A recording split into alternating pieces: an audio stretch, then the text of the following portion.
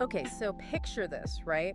An ancient civilization, Yeah. incredibly advanced for their time, like meticulously planned cities Oh, yeah. and sophisticated sanitation systems, Yeah. and then they just kind of vanish. Yeah. Like poof, gone. Just like that. No big dramatic collapses, no conquering armies. They just disappear. Into thin air. Exactly. And that's what we're diving into today on the deep dive. That's right. We're going to be unraveling the enigmatic Indus Valley civilization, Oh, absolutely. It's such a fascinating story. exploring the secrets of this ancient society. And you know what gets me right away is the sheer scale of it. Yeah. We're talking about a civilization that flourished from around 3300 to 1300 BCE Wow. across what is now Pakistan and northwest India. Okay. Their territory covered over 1 million square That's kilometers.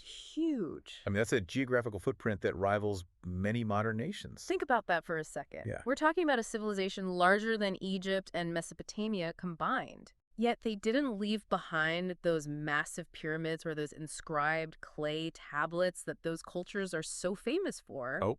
It's really this absence of the monumental, That's it. this silence from the past, Oh. that makes understanding them such a compelling challenge. Yeah, absolutely, because we have so much evidence of a highly developed urban culture. Yeah.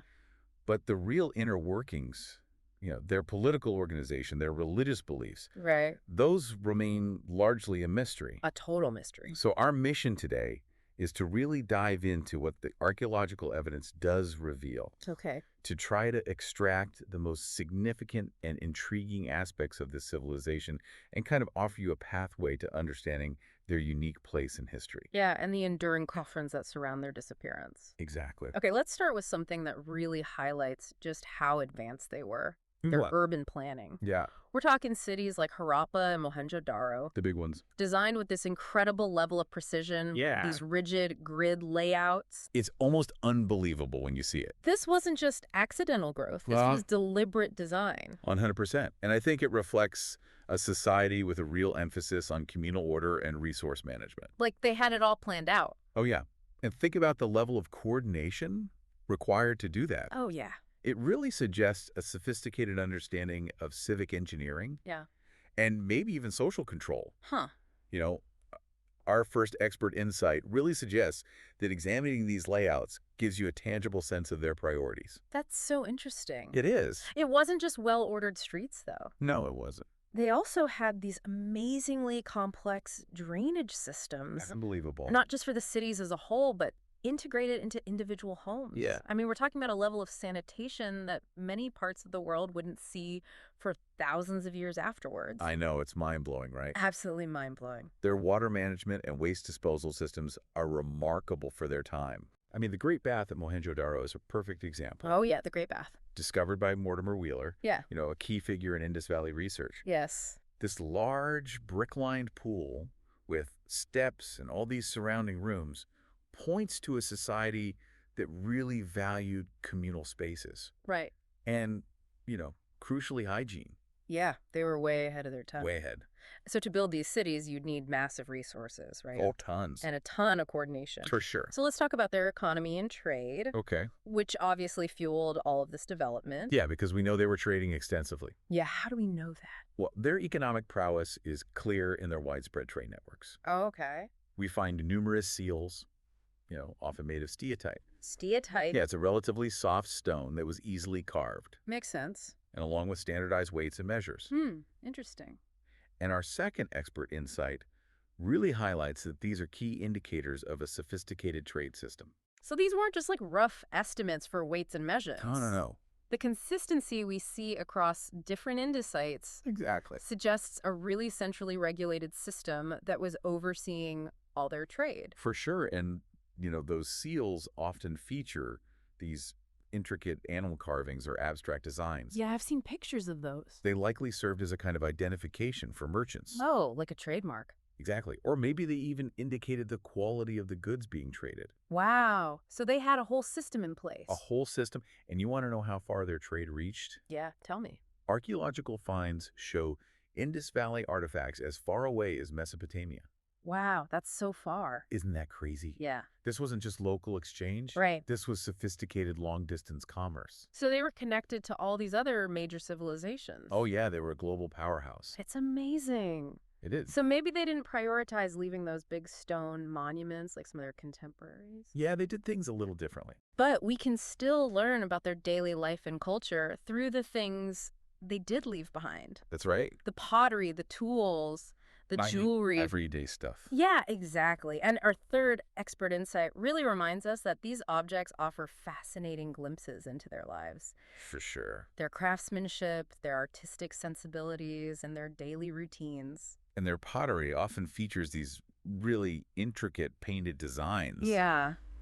Which tells us about their aesthetic tastes. What they thought was beautiful. Exactly. And tools obviously tell us about their technology. How they worked and built things. Exactly. And jewelry gives us insights into personal adornment and maybe even social status. So we can learn so much from these everyday objects. So much. Can we go back to the hygiene thing for a minute? Yeah.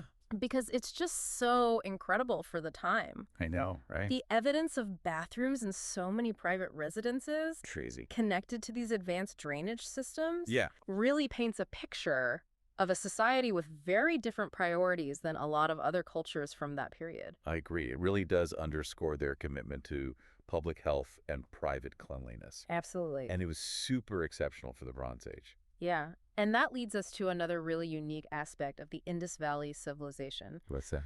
The lack of evidence for royal palaces. Yeah. Huge temples or large-scale military stuff. Where are the kings and the armies? Right, like where are the grand palaces showcasing powerful rulers? Exactly. Where are the towering temples dedicated to their gods? Right. It's such a contrast to what we usually expect from early urban A civilization. total contrast. It suggests maybe a more decentralized society, or at least a different way of expressing and wielding power. So how did their society actually function? That's the million-dollar question. Yeah. Because the lack of these typical indicators of hierarchy Yeah. doesn't necessarily mean they were an egalitarian society in the modern sense. Right.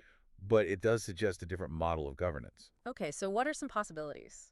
Well, maybe authority was vested in a council of elders. Okay. Or maybe their religious practices were more focused on domestic rituals Interesting. rather than grand public ceremony. It really makes you think. It does. And then, of course, there's the big mystery of their undeciphered script. Oh, yeah. Our fourth expert insight encourages us to think about its significance. Yeah. And even though we can't read it, Not yet, anyway. its existence tells us a lot about their intellectual capabilities. Absolutely. What I find so fascinating is just how widespread this script was. Me too.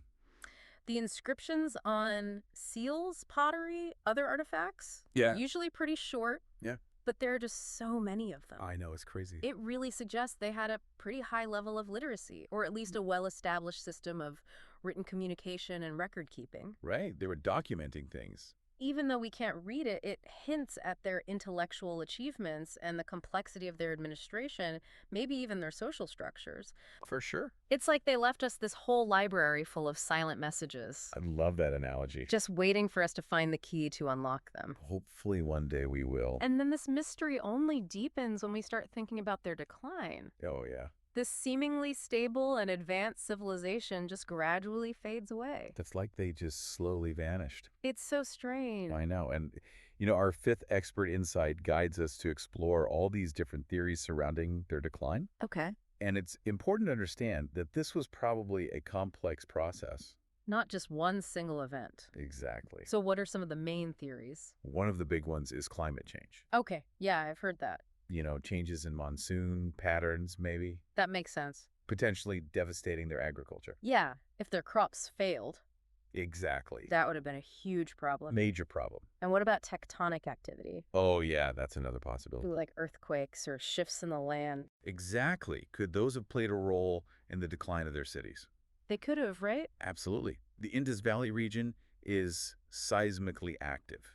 Yeah, And, big geological events could have caused widespread destruction. like destroying their infrastructure, Yeah. disrupting river flows, Uh-huh. and making their settlements uninhabitable. Exactly. So many different possibilities. So many. I remember reading about the theory of invasions. Oh, yeah, that was a popular one. Like some external group coming in and just conquering them. Right, wiping them out. Was that ever proven? Well, earlier theories really emphasized those Aryan invasions. Okay.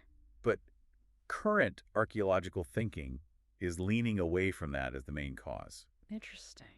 It's more likely that these interactions led to gradual cultural shifts Okay. rather than some sudden collapse. So more gradual decline. Yeah, What exactly. about internal problems? Oh, yeah.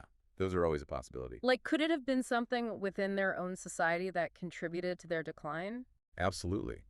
Things like social unrest or economic decline due to disruptions in trade Mm. or the breakdown of their complex urban systems. Those could have been factors. Big factors and could have played a significant role in their dispersal Okay. and the eventual abandonment of their major urban centers. It's fascinating to think about. It is. I mean, it's really plausible that it was a combination of all these factors, Yeah. environmental and internal, Right. that led to their decline, A perfect storm. not just one single cause. Exactly. And it's crazy to think that our understanding of this incredible civilization really only started to take shape in the 1920s, Yeah, that's right. largely thanks to the work of Sir John Marshall, Oh, yeah, he was a pioneer. who recognized just how significant the archaeological discoveries being made were. Yeah. His leadership in those early excavations was crucial. Totally. And his recognition of the Indus Valley civilization as a major contemporary of Egypt and Mesopotamia Right. really helped establish its place in ancient history.